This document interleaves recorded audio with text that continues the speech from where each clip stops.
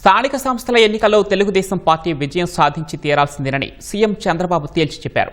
మంత్రాలయం నియోజకవర్గ టీడీపీ శ్రేణులతో నిర్వహించిన సమీక్షలో కీలక దిశానిర్దేశం చేశారు. దీనికి సంబంధించిన మరింత సమాచారం మా ప్రతినిధి మురళిని అడిగి తెలుసుకుందాం. మురళి, సమీక్ష సమావేశానికి సంబంధించి వివరాలేంటి?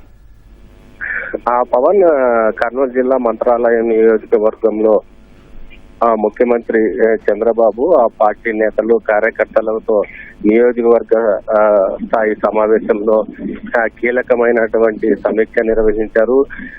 మంత్రాలయం నియోజకవర్గంలో ఈసారి తెలుగుదేశం పార్టీ ఓడిపోవడం పైన ఆయన తీవ్రంగా స్పందించారు.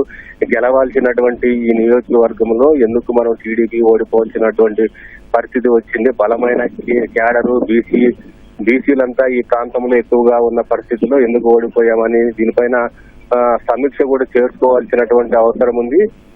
వచ్చే 2029 ఎన్నికల్లో తప్పనిసరిగా మంత్రాలయం ఎమ్మెల్యే సీటు గెలిచి తీరాలని పార్టీ శ్రేణులందరికీ కూడా ఆయన పిలుపునిచ్చారు. దీంతో పాటు మరో 3 నెలల్లో స్థానిక సంస్థల ఎన్నికలు వస్తున్నందున పార్టీ కార్యకర్తలందరూ కూడా సైనికులుగా పనిచేస్తే తాను సైన్యాధ్యక్షుడిగా ముందుండి నడిపిస్తానని, ఈ స్థానిక సంస్థల ఎన్నికల్లో ఓడిపోయిన వారిని పక్కకు పెట్టేస్తానని, గెలిచిన వారిని తప్పకుండా హక్కున చేరుకుంటానని ఆయన కార్యకర్తలందరికీ కూడా దిశానిర్దేశం చేశారు. 2029 ఎన్నికల్లో మళ్లీ రాష్ట్రంలో కూటమి ప్రభుత్వం అధికారంలోకి రావడం ఖాయమని, ప్రస్తుతం మనం ఈ 2 ఏళ్ల పాలనలో ప్రభుత్వం చేసినటువంటి సంక్షేమ అభివృద్ధి పథకాలను విస్తృతంగా ప్రజల్లోకి తీసుకెళ్లేలా పార్టీ నాయకులందరూ కూడా చిత్తశుద్ధితో పనిచేయాల్సిన అవసరం ఉందని కూడా ఆయన దిశానిర్దేశం చేశారు.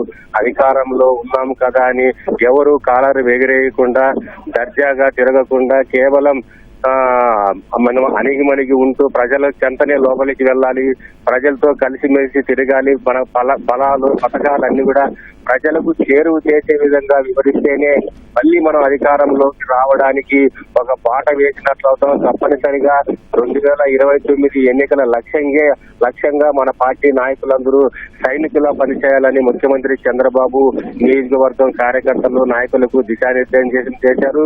ఈ ప్రాంత Mantralayam TDP incharge Raghavendar Reddy progress కూడా చాలా మెరుగుపడింది. గతం కంటే కూడా ఆయన ఇప్పుడు ప్రజల్లోకి ఎక్కువగా తిరుగుతున్నాడు, పాజిటివ్ గా ఉంది. మరింత ప్రజల్లోకి తిరగాల్సిన అవసరం ఉందని కూడా సభా వేదిక నుంచి ఆయన తెలియజేశారు. ఈ నియోజకవర్గంలో ఎలాంటి అసమ్మతి, అంతర్గత విభేదాలు లేకుండా అందరూ ఒకే తాటిపైన రాఘవేందర్ రెడ్డి ఇన్ఛార్జి నేతృత్వంలో అందరూ కలిసికట్టుగా పనిచేసి వచ్చే ఎన్నికల్లో మంత్రాలయం ఎమ్మెల్యే సీట్లు గెలుచుకోవాలని కూడా ఆయన తెలియజేశారు.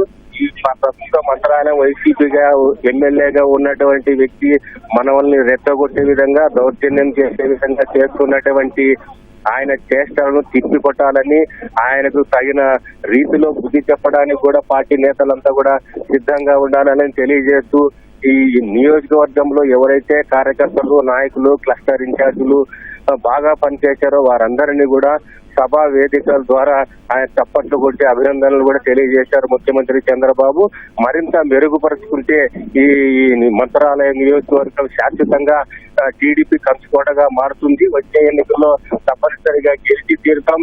దీంతో పాటు కర్నూలు పశ్చిమ ప్రాంతానికి కూడా తాగునీరు ఏ విధంగా ఇవ్వాలనే దానిపైన కూడా ప్రణాళికలు రచిస్తున్నానని ముఖ్యమంత్రి చంద్రబాబు తెలియజేశారు. ప్రస్తుతం అయితే చాలా విజయవంతంగా ఆద్యంతం 2 గంటల పాటు పార్టీ శ్రేణుల కార్యకర్తలు ఈలలు కేకల మధ్య, చప్పట్ల మధ్య చాలా ఉత్సాహంగా, ఉల్లాసంగా అధినేత చంద్రబాబు సమీక్ష కొనసాగింది. మరి కాసేపట్లోనే ఆయన హెలికాప్టర్ లో హైదరాబాద్ కి బయలుదేరేటువంటి అవకాశం ఉంది. పవన్, ధన్యవాదాలు మురళి.